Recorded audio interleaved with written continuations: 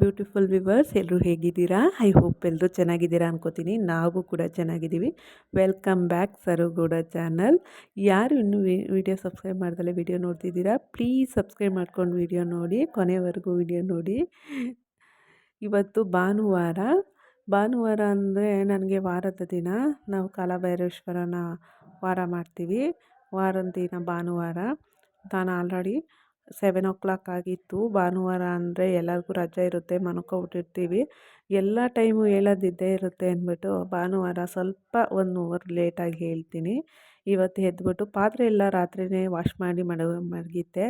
ಅಡುಗೆ ಮನೆಯೆಲ್ಲ ರಾತ್ರಿಯೇ ಕ್ಲೀನ್ ಮಾಡಿದ್ದೆ. ಅದಕ್ಕೋಸ್ಕರ ಇವಾಗೆಲ್ಲ ಪಾತ್ರೆ ಎಲ್ಲ ನೀಟಾಗಿ ಜೋಡಿಸ್ತಾ ಇದ್ದೀನಿ.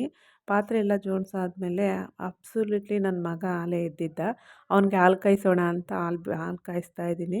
ಬಟ್ ಮಕ್ಕಳಿದ್ರೆ ಕೆಲಸ ಮಾಡೋಕ್ಕೆ ಮೂಡು ಇರಲ್ಲ. ಅಷ್ಟು ಇದು ಮಾಡ್ತಾರೆ, ನಂಗೆ ಹಾಲು ಕೊಡು, ಅದು ಕೊಡು, ಇದು ಕೊಡು ಅಂತ.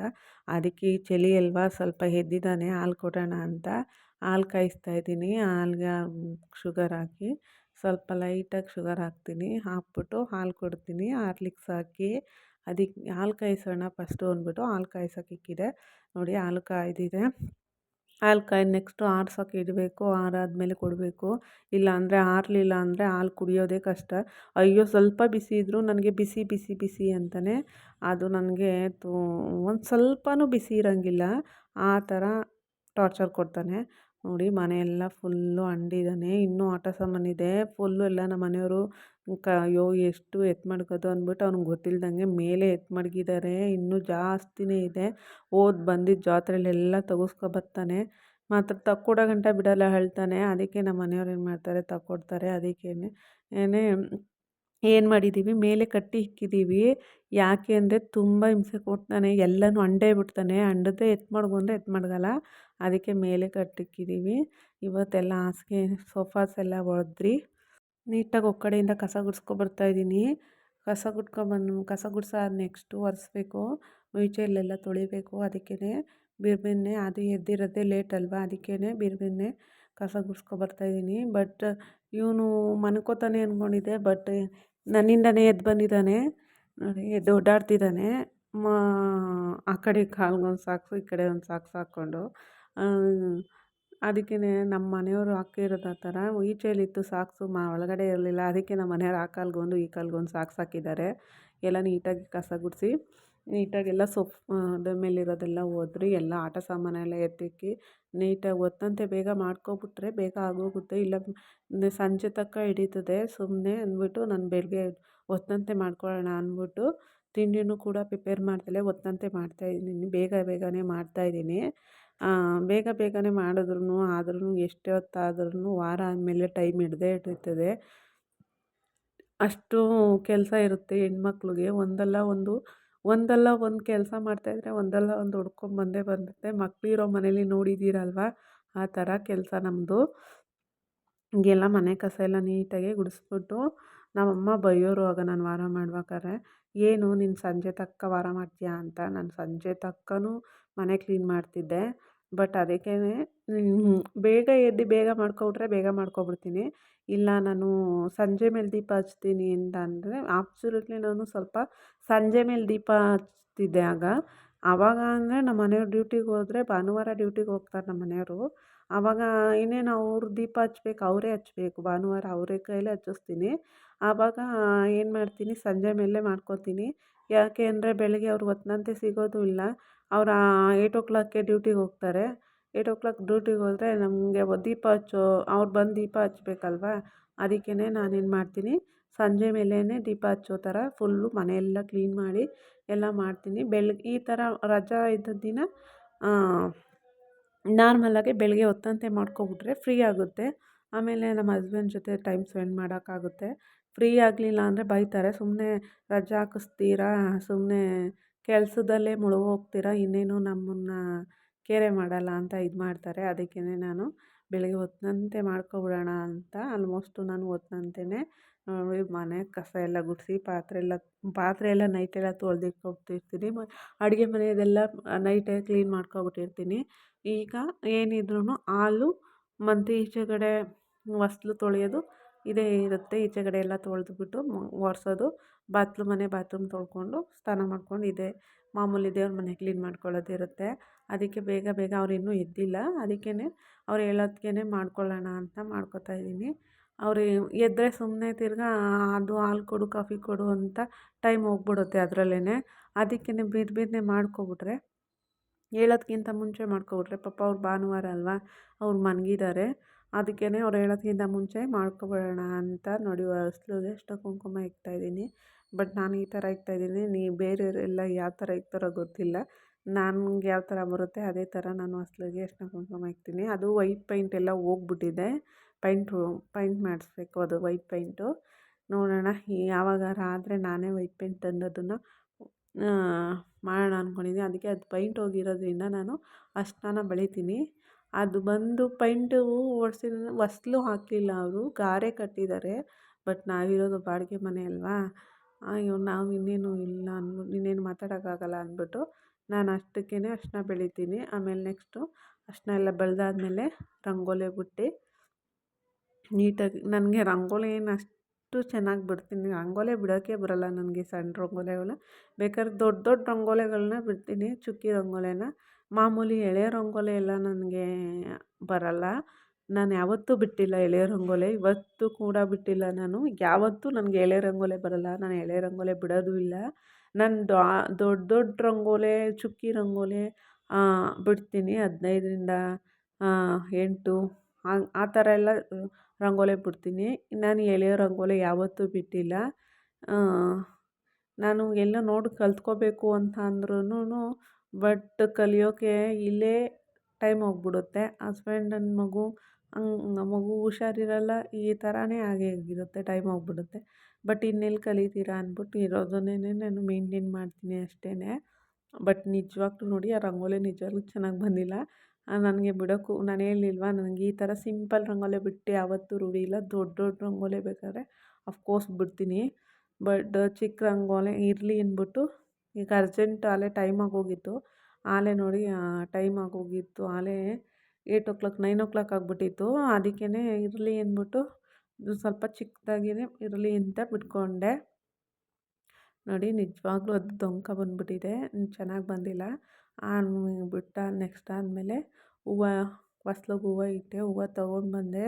ಹೂವು ಅಂತೂ ಮಾತಾಡ್ಸೋಕ್ಕಾಗೋದೇ ಇಲ್ಲ, 1/4 kg 60 ರೂಪಾಯಿ ಇದೆ. ಹೂವು ಅಂತೂ ನಿಜವಾಗ್ಲೂ ಮಾತಾಡ್ಸೋಕ್ಕಾಗಲ್ಲ. ನಮ್ಮ ಏರಿಯಾದಲ್ಲೇ ಹಿಂಗಿದೆಯಾ, ಬೇರೆ ಏರಿಯಾದಲ್ಲಿ ಹಿಂಗಿದೆಯಾ ನನಗಂತೂ ಗೊತ್ತಿಲ್ಲ, ಅಷ್ಟು ಇದೆ ಹೂವದ ರೈಟು.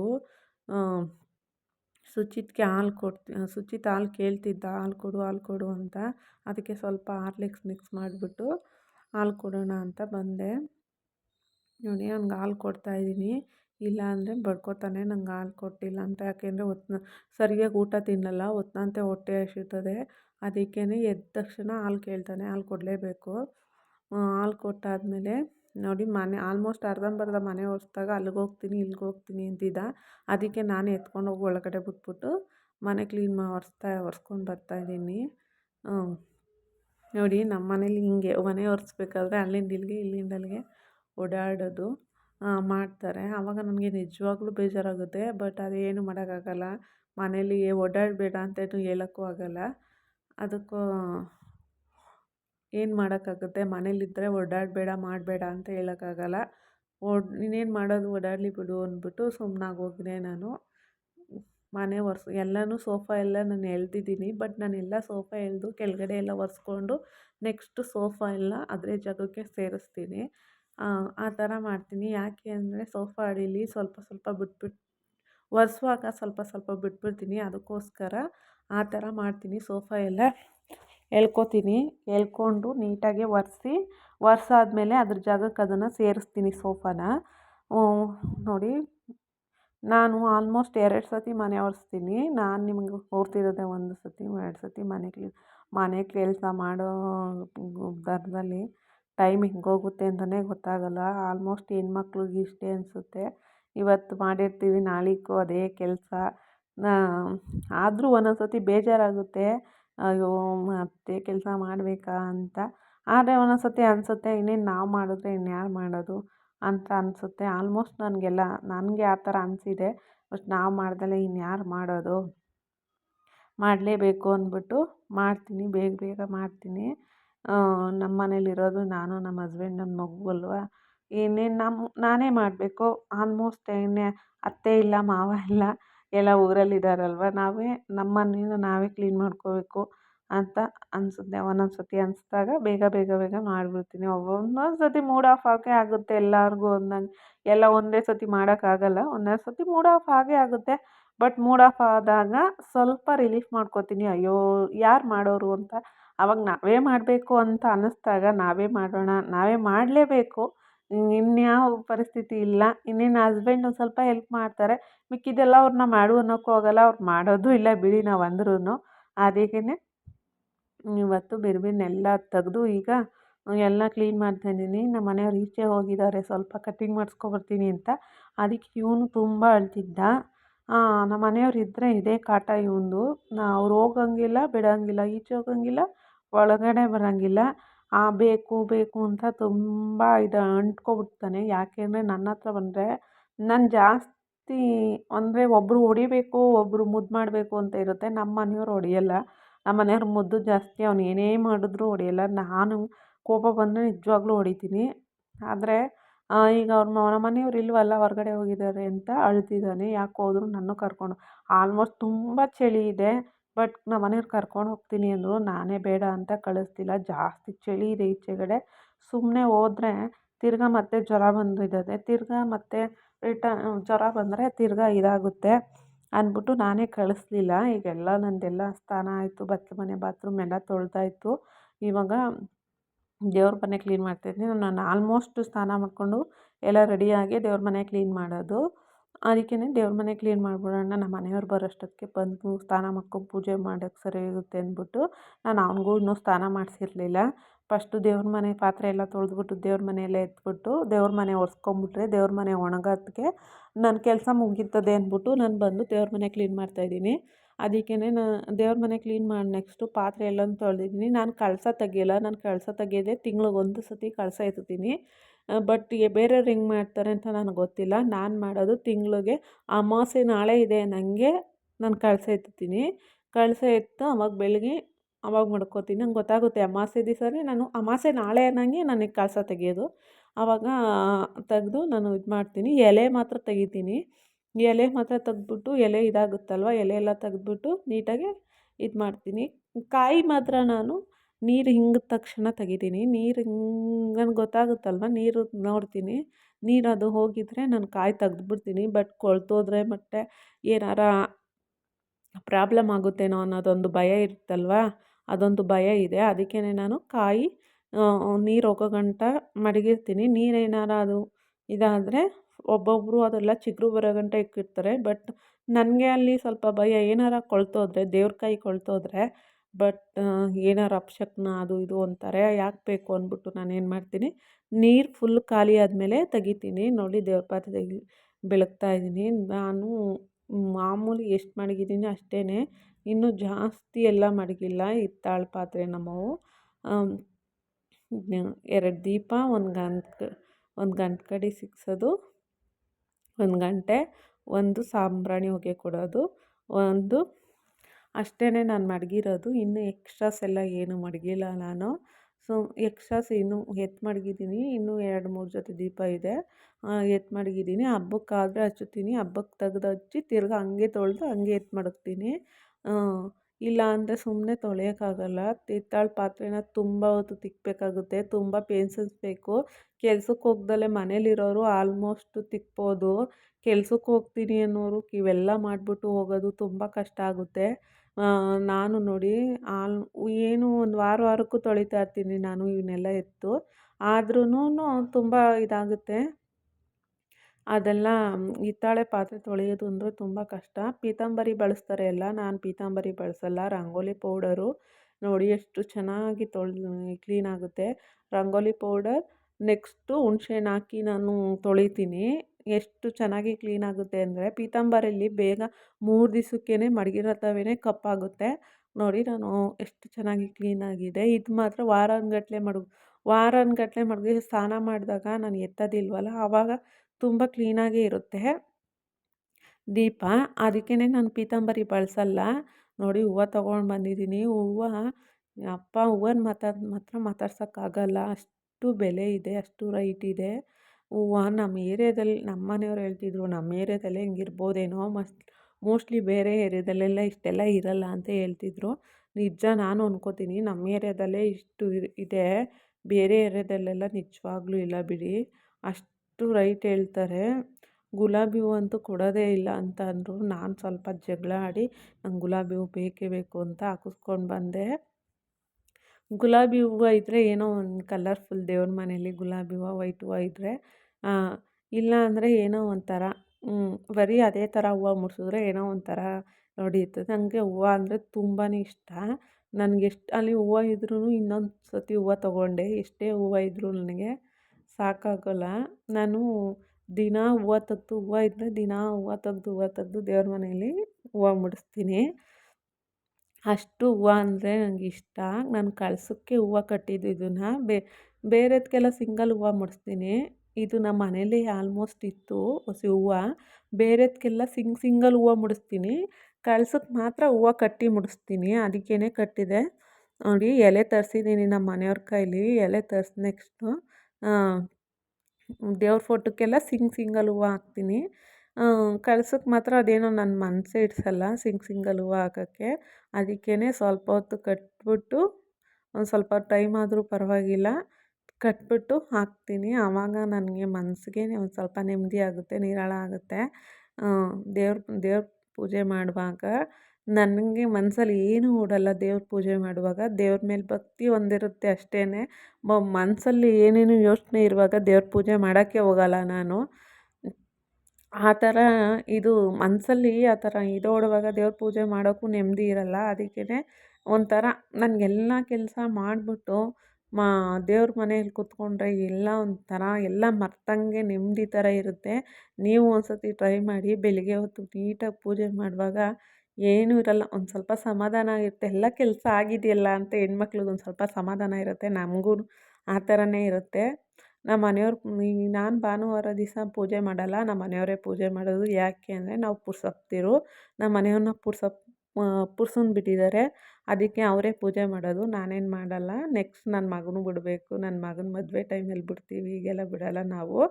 ಮದುವೆ ಟೈಮಲ್ಲಿ ಮದುವೆ ಟೈಮು ಅಂದರೆ ಮದುವೆ ಇನ್ನೇನೋ ನಾಳೆ ನಾಡ್ದು ನನಗೆ ನಾವು ಪುರ್ಸೊಂದು ಬಿಡ್ತೀವಿ. ಅದು ನೆಕ್ಸ್ಟು ನಮ್ಮ ಮಾವನ ಬಿಟ್ಟಿದ್ದಾರೆ. ನಮ್ಮ ಮಾವ ಆದಮೇಲೆ ನನ್ನ ಗಂಡ ಆದಮೇಲೆ ನನ್ನ ಮಗ. ಆ ಥರ ನಾವು ಆದಿಚುಂಚನಗಿರಿ ಒಕ್ಲೋರಲ್ವಾ, ಅದಕ್ಕೆ ನಾವು ಪುರ್ಸೊಪ್ತಿರೋ ಫ್ಯಾಮಿಲಿ, ನಾವು ಪುರ್ಸೊಂದು ಬಿಡ್ತೀವಿ.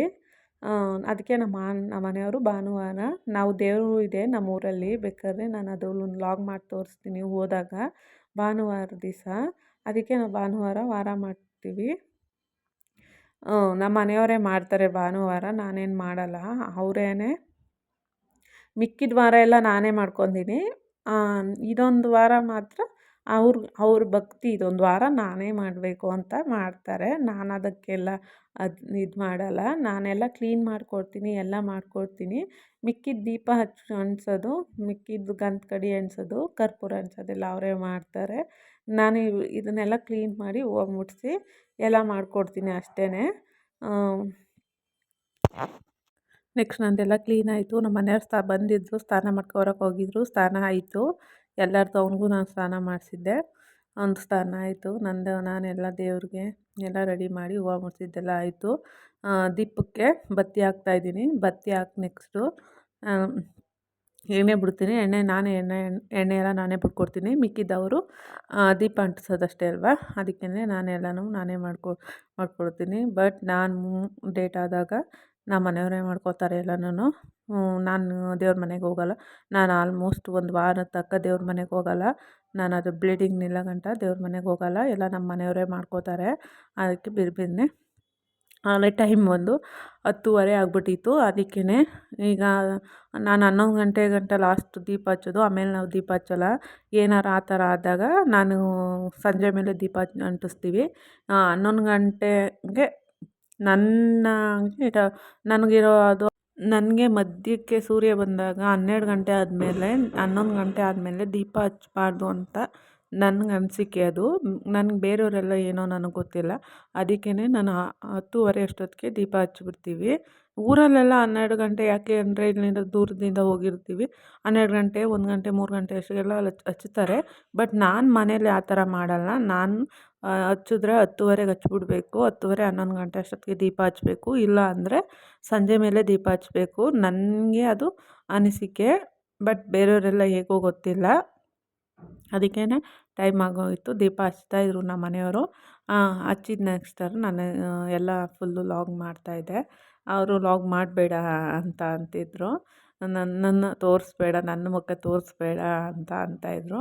ನಾನೇನು ನಿನ್ನ ಮುಖ ತೋರಿಸಲ್ಲ, ದೇವ್ರ ಫೋಟೋ ತೋರಿಸ್ತೀನಿ, ದೀಪ ಹಚ್ಚಿ ಅಂತ ಅಂದೆ. ಅವರೆಲ್ಲ ಹಚ್ತಾಯಿದ್ರು. ಸಾಂಬ್ರಾಣಿ ಅದೆಲ್ಲನೂ ಇಕ್ಕಿ, ನಾವು ಭಾನುವಾರಕ್ಕೆ ಒಂದೇ ದಿನ ಸಾಂಬ್ರಾಣಿ ಇಕ್ಕೋದು. ಯಾಕೆ ಅಂದರೆ ಅದು ನನ್ನ ಮಗನಿಗೆ ಸ್ವಲ್ಪ ಕೆಮ್ಮು ಬರುತ್ತಲ್ವ, ನಾನು ಅದಕ್ಕೆ ವಾರಕ್ಕೆ ಒಂದೇ ಸತಿ ಅದು ಸಾಂಬ್ರಾಣಿ ಹಚ್ಚೋದು.